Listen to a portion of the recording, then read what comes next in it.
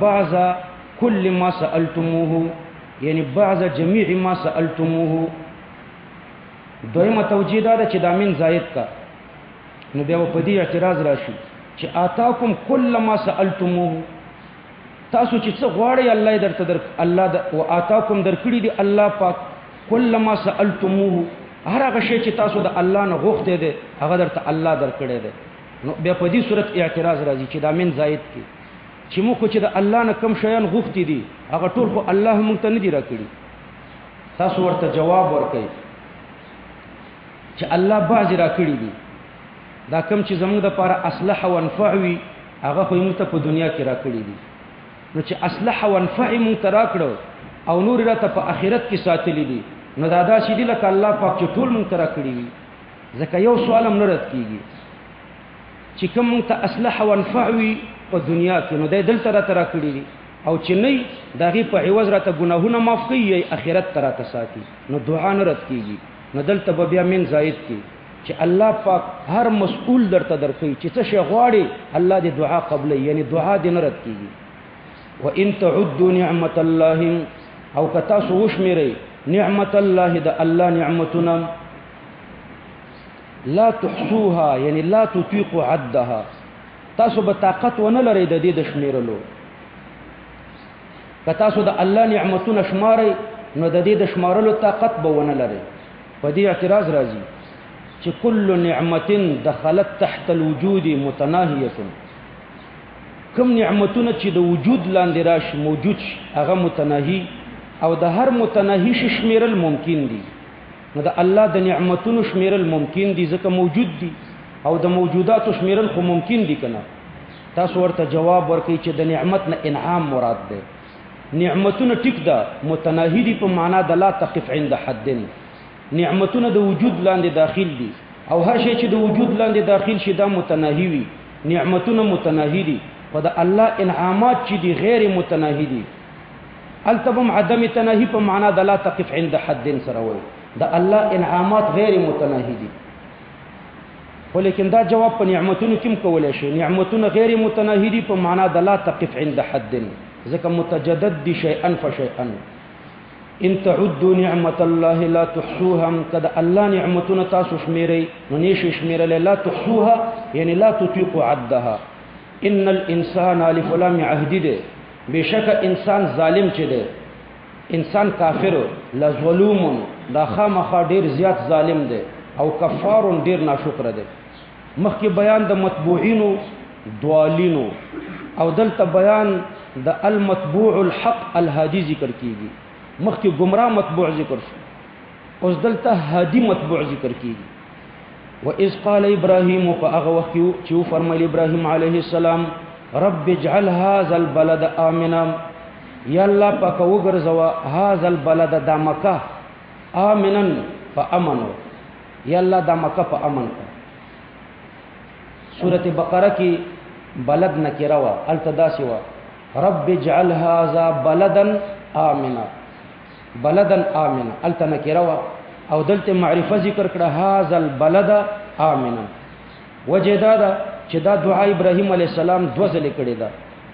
په سوره بقره کې چې کوم دعا ده دا په هغه ټیم کې وا چې دا مکه مکرمه خاریه نه وا بلکې سپیره دشته وا. هاجر او اسماعیل عليه السلام په سپیره دشته کې پری خو ده، نو د هغه دعا دو مقصد او دو دعاګانې وي. رب اجعل هذا بلدا، یا الله دا سپیره دشته خاریه کا، او دویم دا چې امنن د امن خاریه کا. نو دو دعاګانې الته کړې وي، یو دا چې خاریت رینه جوړه کا، او دویم دا چې د امن خاریت رینه جوړه کا. هغه وخت دشته وا، او دا دعای بیا په هغه وخت کې کړې و چې د دینه خاریه جوړه شوی و. بیا چې راغلی ابراهیم علیه السلام ویلی دله چې مکه مکرمه پوره و خاریه ده، نو چې خاریه ده دلته و صرف امنواله پاتې و، نو دلته صرف د امن دعا وکړه چې رب اجعل هذا البلد، یا الله وګرځوه دا بلد امنا فامن، امنا اهله چې د دې اهل په امن، وجنبني یعنی بعیدني، وبنیه لری کا ما لری وساته، او زما اولاد لری وساته، ان نعبد الاصنام د دین من لری وساته چې موږ عبادت د بوتانو کو، نو د عبادت د بوتانو نه موږ لرې وساته. دوی خو اسې نه لرې وو، طلب د تحصیل د حاصل نه دی کړی. مطلب یې دا دی چې ادمني علی اجتناب عبادتها، لرې کړی خو دې یم خو په دې مې دایم وساته. ادمني ربي انهن ضمیر دی بوتانو ته راجع دی. یا الله پاکه دا بوتان چې دي اضللنا دی ګمراه کړي دي، دا مجاز عقلی دی. بوتان نه دي تو ګمراه کړي، دا سبب د ګمراه کولو د خلقو دي. اے رب زما دا بوتان چې دي اضللنا دوی بیلاری کړي دي، یعنی دا سبب د بیلاری دی، مجاز عقلی دی. کثیر من الناس د ډیرو خلقو د پاره فمن تبعني على التوحید، چا چې زما پیروي په توحید وکړه فانه مني یعنی من اهل دیني، دا زما د اهل دینو نه دی. ومن عصاني او چا چې زما نافرمانی وکړه فانك غفور رحیم، نو یا الله پاکه بشکته چې ډیر زیات بخونکې او مهربانه.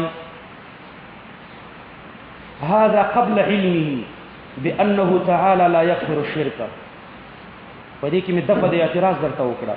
ومن عصاني څوک چې زما نافرمانی کوي نو خو کافر دی کنه. د ابراهیم علیه السلام خبره چې نه مني هغه کافر دی، او کافر ته خو الله غفور او رحیم نه دی، کافر ته خو الله مغفرت نه کوي. نو ما درته تقدیر ولګولو هذا قبل علمه بانه تعالى لا يغفر الشرك.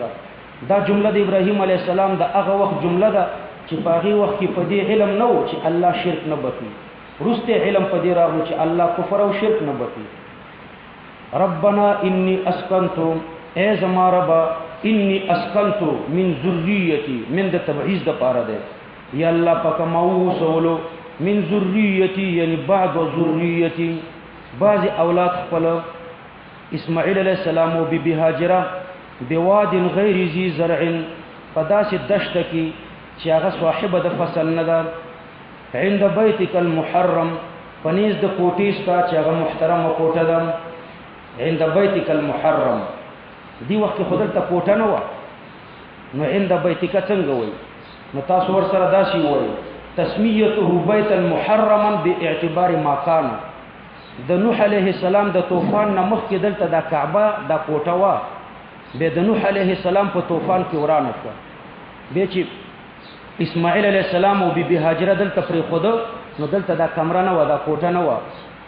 ورسته ابراهیم علیه السلام راغلو، اسماعیل علیه السلام ځوان شوی، نو دوړو به د کوټه جوړه کړه، د کوټه ورسته جوړه کړې ده، خو دې ټیم کې نه و. نو دلته کوټه ورته ویلې ده به اعتبار ما کان، یا په اعتبار د ما یکون. ما کان کې دلته کوټه و، کمره د کعبه و، او رستم کعبه بیا ورستم ابراهیم علیه السلام جوړ کړه.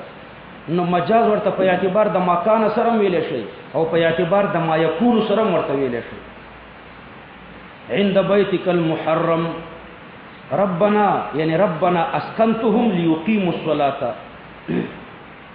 دلته دعا پری خدا، ها دلته دعا وکړه ربنا انی اسکنت من ذریتی بواد غیر ذی زرع. الله پاک ورته نو ویلی چې دعا وکړه، خدا دعا وکړه، او کله چې ورته وګرځولو نو الته دعا و نکړه. وجه دادا ترک الدعاء حين القي في النار ودعاها هنا. مقام د دعا بهتر دی د مقام د ترک نه. نو ترک الدعاء چې ته دعا نه کوي او د الله علم ته مسأله حواله کوي چې الله په ما عالم دی کنه زولې ته نه څغواړم، دا ټیټه مرتبه ده، او دا د دعا مرتبه ده اوچته ده. نو ابراهیم علیه السلام هغه ترقی وکړه، په مراتبو کې ترقی وکړه. نو هغه مرتبه کې چې مخکې وو په هغې مرتبه کې دعا ونه کړه، هلته د دې مرتبې نه په ټیټه کې وو، اوس یې ترقی وکړه. نو اوس په دې باندې پوه شو چې دعا کول اولادي. نو الله ورته نو ویلي دعا یې وکړه، دلته د الله علم ته مسله حواله نه کړه. ربنا اسکنتهم لیقیموا الصلاة، یا الله پاکه دلته اسکنتهم مقدر کا، ما دوی اوسول په دې دشته کې لیقیموا الصلاة، د دې لپاره چې دوی سم ادا کړي مونځ. فاجعل افئدة من الناس، نو ته وګرځوه زړونه د خلکو، تهوی الیهم چې مایل شي دوی ته. قال ابن عباس لو قال افئدة الناس بدون من التبعیضیه لحنت الیه فارس والروم والناس كلهم. دلته ابراهیم علیه السلام من د تبعیض داخل کړو، افئدة من الناس، زړونه د بعضې خلکو کعبې ته مایل کړه، د بعضې خلکو. نو بس د بعضې خلکو په باره کې الله یې دعا قبوله کړه، د بعضې خلکو زړونه کعبې ته مایل. که دا من د تبعیض نه وی ویلې نو د ټولې دنیا زړونه به ورته مایل وي، دا به د ټولې دنیا مقدس او محترم ځای و. بیا تهوی الیهم چې دا میل شي دوی ته، د دې ښار والاو ته. ورزقهم من الثمرات، او دوی ته رزق ورکړه د میوو نه. مختلفې میوې په هر وخت کې هلته پیدا کېږي. لعلهم یشکرون، د دې دپاره چې دوی د الله شکر ادا کړي. ربنا انک تعلم ما نخفي وما نعلن، یا الله پاکه بېشکه ته ښه خبرې په هر هغه څه باندې چې مونږ یې پټو او په هغه چې مونږ یې ښکاره کوو. وما یخفى علی الله من شیء، او نه پټېږي په الله پاک باندې من زائد د هیڅ شی، فی الارض ولا فی السماء، نه په ځمکه کې او نه په اسمان کې. الحمد لله الذي وهب، حمد کامله هغې الله پاک دپاره دی. الحمد لله الذي وهب یعنی اعطانی، وهب په معنا د اعطانی چې ما ته را کړی دی. علی الکبر یعنی مع الکبر،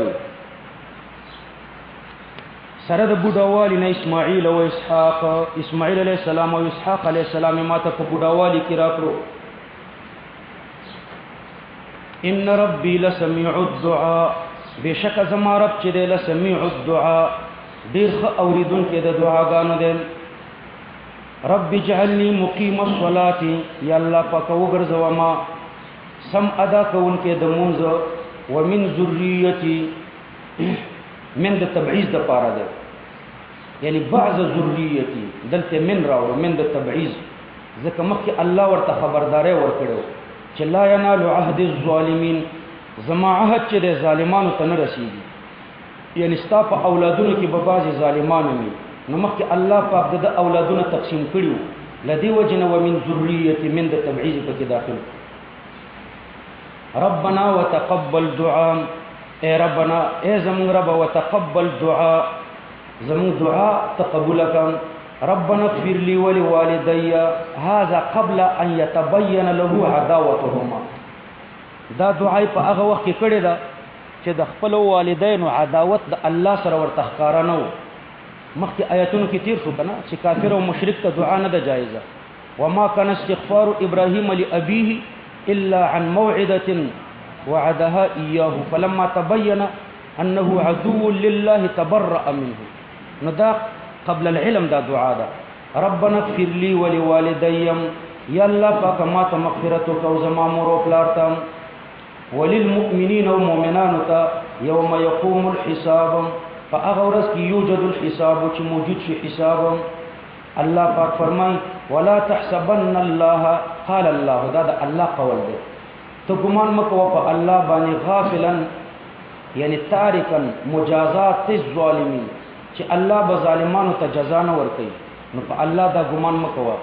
غافلا عما يعمل الظالمون، په الله ګمان مه کوه چې الله به ناخبره وي د هغه څه نه چې کافران یې کوي.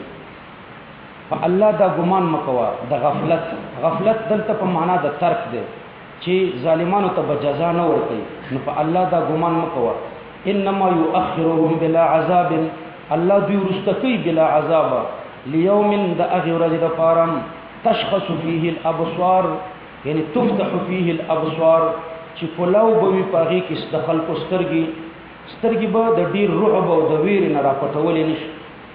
مهطعین یعنی مسرعین، منډې به وهونکي.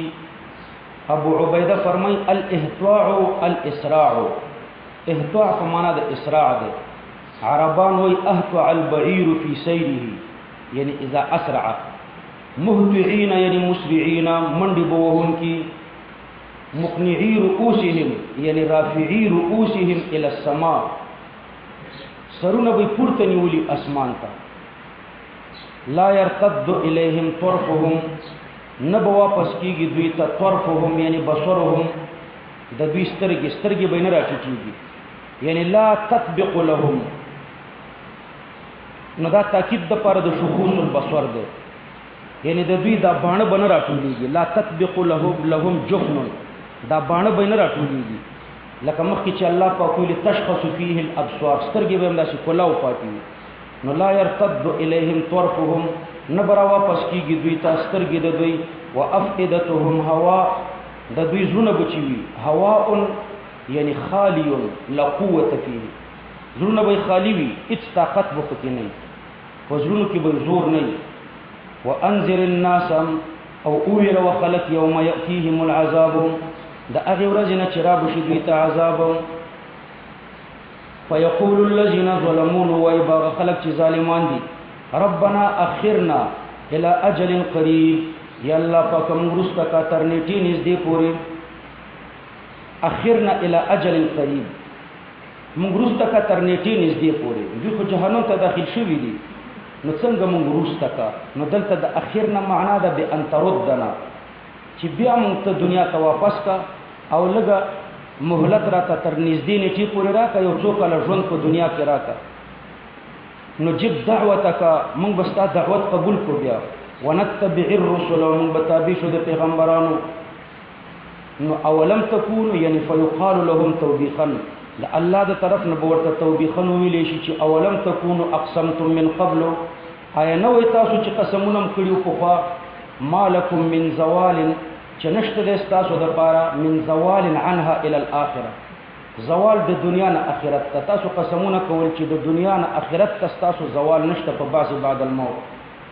وسکنتم یعنی فی الدنیا او تاسو اوسیدلی وي په دنیا کې په مساکن الذين ظلموا انفسهم فاغه کلو دغه خلقو کې چې د خپل ځانونو سره ظلم کړو نو دا غوښنه په تاسو عبرت نه وخسته وتبين لكم او تاسو تخکار شوی او کیف فعلنا بهم چې ما څه فعل پاغوي باندې کړو نو تاسو منعشوي نه وي وضربنا لكم الامثال یعنی بينا لكم الامثال في القران فلم تعتبروا ما بیان کړی او تاسو د لپاره مثالونه په قران کې نو تاسو عبرت نه واخیسته وقد مکروا فتحقیق سره مکروا فریب وکړو تدبیر د بدو وکړو پر رسول الله صلی الله علیه وسلم مکرهم هغه خپل بد تدبیر حيث ارادوا قتله چې د پیغمبر علی السلام د شهیدولو اراده وکړه وعند الله مکرهم او د الله سره د جزاء مکرهم وان كان ان نفيه یعنی ما كان مکرهم نه د مکر د دوی و ان عظما تقدیر ولګوي اگر چې هر څومره غټ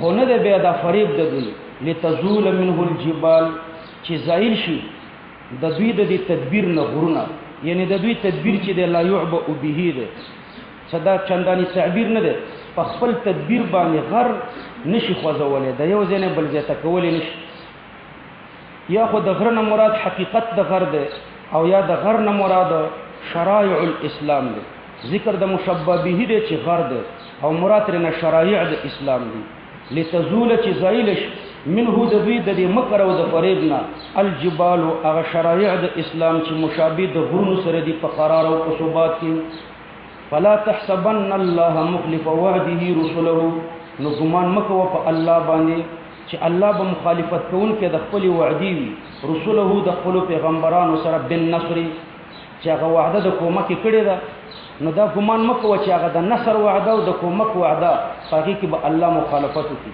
ان الله عزیز ذو انتقام بشک الله غالب ده او صاحب د انتقام ده یوم تبدل الارض غیر الارض یاد که هغه ورځ چې بدل شي بد ازمکا په بل ازمکا د ازمکا به بدل شي په بل ازمکا ذاتن یو احتمال پکې دا دی چې ذاتن دویم احتمال پکې دا دی چې صفتن دواړه معناګانی مفسرینو ذکر کړی دي دا ازمکا به ذاتن په بل ازمکا بدل شي په بخاری او مسلم کې حدیث دی فيحشر الناس على ارض بيضاء نقيه حشر د انسانانو بوش په تک سپین ازمکا چې د ونو بوټو او غرونو نه بخالی وي بالکل صفات تک سپین ازمکه وي نو دا ازمکه ونور نه بل ازمکه وي او په مسلم شریف کې حدیث ده چې سئل رسول الله صلی الله علیه وسلم اين الناس يومئذ دا ازمکه چې الله ختمي او د دې په ځای بل ازمکه پیدا کوي نو په دې وخت کې به د انسانان چرته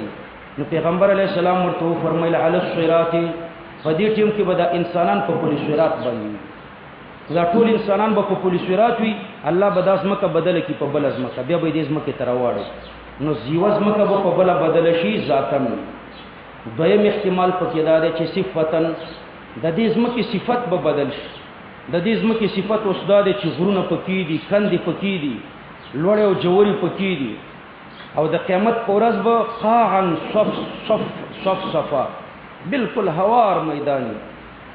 قرطبي د صاحب الایضاح نه نقل کړی ده چې ان الارض والسماء تبدلان مرتين، ځمکه او اسمان په دوی کې تبدیل دوه ځلې راځي.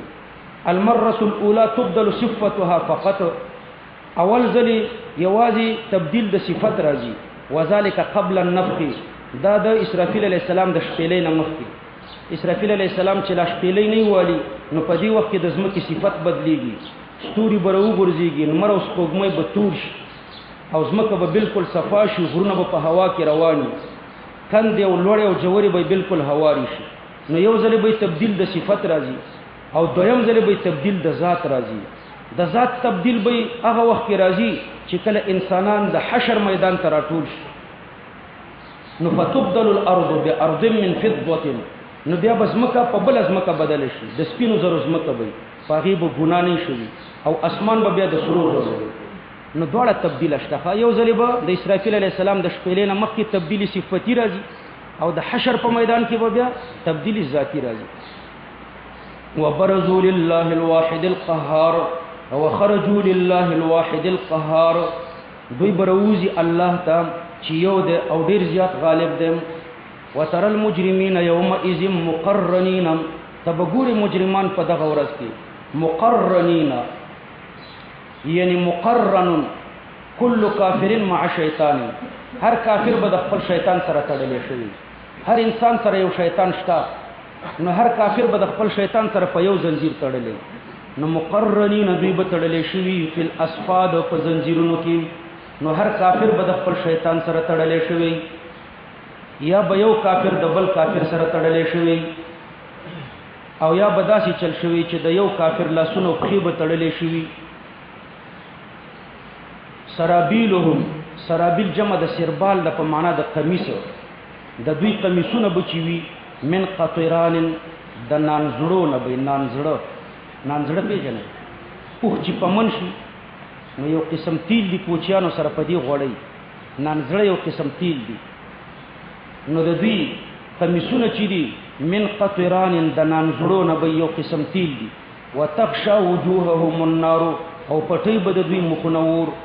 لیجزی الله، دا متعلق دی تر برزو پورې، د دې دپاره چې الله جزا ورکړي کل نفس ما کسبت، هر نفس ته د اعمالو ده. ان الله سریع الحساب. هذا دا قرآن چې دی بلاغ للناس، بلاغ یعنی انزل لتبلیغهم، نو بلاغ مصدر دی په معنا د اسم فاعل، یعنی مبلغ للناس وموصل للناس الى مراتب السعادة. بلاغن په معنا د مبلغن کنه، بلاغن مصدر په معنا د اسم فاعل یعنی مبلغن، او د مبلغن معنا د موصل. دا قرآن چې دی رسون کې د انسانانو د چرته رسي الى مراتب السعادة، مرتبو د نیکبختۍ وته. ولينذروا، ولينذروا د دې لپاره لينذروا به چې ویروي دوی په دې قرآن باندې، خلق په دې قرآن باندې ویروي. ليوصلهم الى مراتب السعادة ولينذروا به وليعلموا، او د دې لپاره چې دوی پوه شي بما فيه من الحجج، فهغه څه باندې چې په دې قرآن کې دي د حججونه. انما هو اله واحد، بشک استاسو معبود یو دی. وليذكر اولو الالباب، او د دې لپاره چې پند واخلي اولو الالباب